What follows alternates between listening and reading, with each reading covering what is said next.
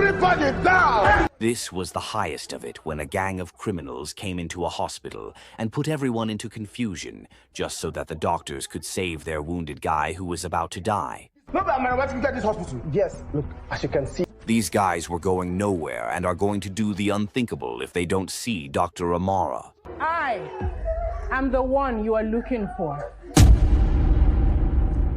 Welcome to the movie titled Criminal. We are not criminals. A movie full of suspense, action, and intense moments when a gang of criminals stormed into a hospital to save a brother at the expense of another life. I have a mother and an innocent baby fighting for their lives upstairs. And the most interesting thing is that this gang leader is related to the commissioner of police, who was about to assign his boys to arrest the case. But he has got a big problem here with Dr. Amara, who was a big nut to crack. I'm sure there's something you can do. And no matter how he kept begging to save his brother, the doctor wouldn't accept that she treats their wounded brother. All she wanted is that they spend the remaining days of their miserable life in jail. But only if Dr. Amara understood that this guy is a regular candidate in prison, and every law enforcement agency knows Uzor, who just got released again after 6 years by his blood brother, Chima, and with the help of Chima's father-in-law, who is a top official in the police force. Chima loves his brother so much and cannot watch him suffer in prison after all the sacrifices his brother did for him at a very young age. Uzor is the black sheep of the family, and for this their father loved Chima more than Uzor. But the black sheep never cared. So as long as his younger brother was saved from the hands of bullies, Uzor is fulfilled with his life purpose on Earth. And for this, Chima owes his life to his elder brother and will do anything to save his brother now that he has got the money. But Chima's wife wasn't happy that Chima had to release his notorious brother again, until this day came when Uzor will do anything to save Chima. But unfortunately, that day was a very busy day in Amara's hospital, with many cases of wounded victims from a ghastly motor accident. But Uzor doesn't care. All he could think of now is his brother first. The assistant doctor understood his predicament, but he was honest with Uzor that they are overwhelmed with a lot of serious casualties. So he advised Uzor to take his brother to the next hospital. But Uzor insists that Amara is the only specialist he knows to save his brother, and he goes nowhere. The doctor was also beginning to grow impatient with Uzor because he has a lot on his hands and Uzor was causing distractions. But unfortunately for the doctor, he never knew who Uzor was until he got the beating of his life that nobody could save this guy. And then came the bigger problem. Obina got the information that the police had been alerted and were on their way. What really happened was that at the time Uzor was challenging the doctor to do his job, a lady was lucky to make videos of Uzor and his gang, which was already going viral and alerted the police. So Uzor had no other choice than to show everyone who he really is, since everyone wants to play the game. The atmosphere became tense the moment everyone realized that they have been dealing with criminals all this while. Uzor knows that the police can invade the premises anytime soon, so he asked the security man to go close the gate. The security man wanted to prove to Uzor that he is the officer of the law, and Uzor wasted no time to send the security guard to the afterlife. Amara heard the gunshot while at the theater. At that point, everyone went into panic when they saw that Uzor meant business. Uzor thought that Dr. Amara may not be on duty, since they couldn't find her around, so he was willing to get down from his high horse to ask a nurse if he can save his brother, since Dr. Amara was not on duty. Sir, I'm not yet qualified to save this man, sir.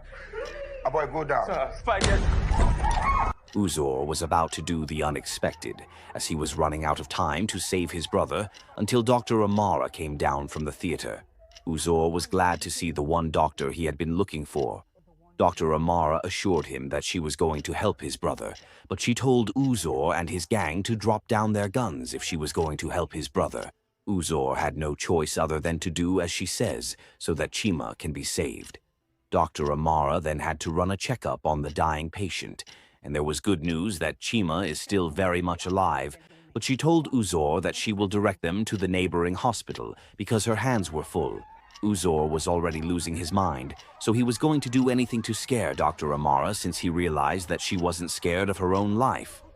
Uzor was going to kill the innocent boy before he got hold of every other person in the hospital, but fortunately for the boy, the gun seized. Uzor was still trying to fix the seized gun, so he tried it on the unconscious patient on the stretcher, and the gun fired. But Dr. Amara still wouldn't give in to Uzor's demands. It was at that point that they heard the police siren wailing outside the hospital gate. The police arrived and demanded a total surrender from the criminals. At that time, the lady who took the videos found her way out of the exit building, so she showed the police the video she made. The video was immediately sent to Officer Barde, who showed his boss and the commissioner of police could recognize Uzor immediately he saw the video. He knows his job might be at stake if Uzor was escalated, because Uzor's release from the prison was illegal with the help of his office. So he sent Officer Barde, who was one of his best men, to bring Uzor back alive without traces. Meanwhile, Dr. Amara was still under threat when Chima's phone rang. It was the commissioner. He pleaded with Dr. Amara to save Chima's life, but she disagreed due to the damages caused by Uzor and his gang members. Uzor kept quiet and wished he could just strangle this woman, but he needs her to save his brother. Just then, Dr. Gbemi suggested that the doctors could have 2 surgeries at the same time if it's the only way to stop the rampage. Dr. Amara was concerned about the cross-contamination that can be transmitted into the 2 patients, but Dr. Hassan also tried to convince his boss that the both operations could be achieved. So after much conviction from every party, Dr. Amara just had to listen to her staff members, even when she had other things in mind. The operation was about to commence while Uzor kept following his brother. Dr. Amara then told him that he was not permitted inside the theater, but he ignored her and went inside with them. They were about to commence the operation when a nurse came to tell Dr. Amara that the hospital had no O-negative blood type in the hospital. Things like this easily provoke Uzor, but she had to explain to him why it's important for a blood match if the patient must survive. She suggested that since Chima is his brother, they could have the same blood type. So she asked Uzor that he may possibly donate his blood after they run a blood test on him. So the nurse was about to get a sample from him when he remembered that it could be a trap to inject him. He then told them to call the blood bank for blood. It didn't take long before the blood arrived. He ordered everyone to remain still while he took Dr. Hassan with him to go get the blood. But something also happened outside of the hospital premises. The police informed them to open the gate to receive the blood. Uzor just found out that the gate has been jammed and it will require manual opening. This could be a trap for him and his boys. Obina thought that this could be the hand of the police, so he angrily opened fire on the police officers. This was not the plan Uzor had. All he wanted was to bring his brother back alive, but his boys were getting out of hand. Uzor then gave Obina the beating of his life for taking matters into his own hands. The atmosphere was still in disarray when they heard the gate open. It was Officer Barde. There was a swap in personality in order to arrest the situation. But what will happen? Officer Barde was already inside and was searched thoroughly.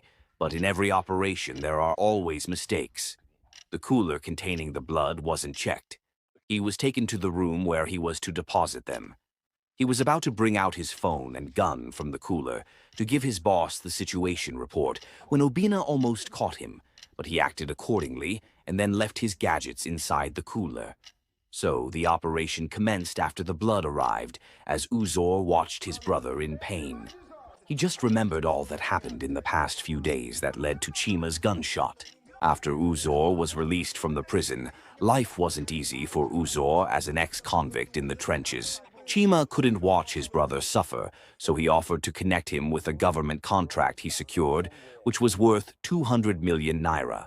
The contract was about solar installations all over different government agencies. Chima had already hired a vehicle from a logistics company, but he wanted Uzor to drive the truck because he could only trust his flesh and blood, and then promised to give him 1 million naira from the deal. You can call it anything, but this is what we call a true blood brother. So Uzor got the truck fully loaded with solar panels and was on his way to delivery when he was ambushed in the middle of the night. He immediately called Chima to let him know that the truck had been hijacked. Uzor assured him that he was going to recover the truck, and then asked him not to involve the police. Chima became restless and had to involve the police because the cost of the goods could put him in serious trouble if he decided not to involve the police. Chima located the vehicle only to find out that Uzor was behind the stolen truck. The question is, was Chima really expecting a repentant thief with such an opportunity to become a saint overnight? Uzor never knew that the vehicle had a tracker, so he pleaded with Chima to make him see reasons that he was stealing from the government, which everybody does. But it was already late. Uzor found out that the police were already involved with the radio Chima had in hand when a report signal was sent to identify his location, and Chima could not cover for his brother this time, so he confirmed to the police that the truck had been found. Uzor also wouldn't want to go back to the prison, so he had one option left, which is either Chima joins them or the other way round. Chima was surprised and couldn't believe what he saw when Uzor pointed a gun at him. He then told Uzor that he would rather die than become part of his dirty plans. Obina and Ekene were outside when all these were happening, so Obina shot the man who was confronting their boss, because they never knew who Chima was. But the good news was that Chima survived the gunshot after a successful operation, and the pregnant woman also had a successful child delivery. So could this be the reason why Uzor insisted that Doctor Amara and her team resuscitate his brother? Meanwhile, Obina and Ekene were already having a dispute when Obina found out that Uzor was trying to be greedy on the deal. Ekene went back to check the hostages, only for him to realize that the man who brought the blood was missing. At that point, Officer Barde was also ready for action. He met with Dr. Amara and introduced himself as a police officer. He then asked Dr. Amara to keep Uzor in the theater room for as long as she could while he took care of the other gang members. This was also not easy for Dr. Amara as she plans her next move, but there is something we never knew about Dr. Amara. She is a Nigerian military personnel from the picture album on her table. These two gangsters seem to be inexperienced or ignorant.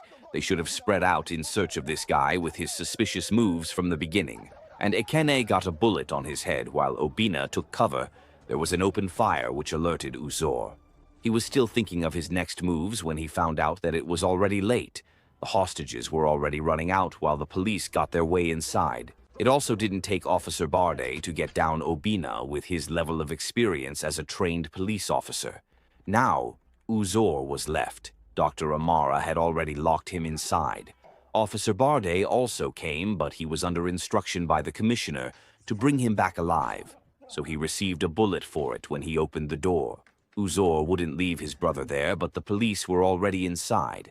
They also did not shoot him, and while he was trying to escape with his brother, he was injected with a fast-acting paralytic dose, which made him very unconscious. He should have been paralyzed by now, but he was strong enough to still find an escape route outside, while the officers followed him with an order not to shoot.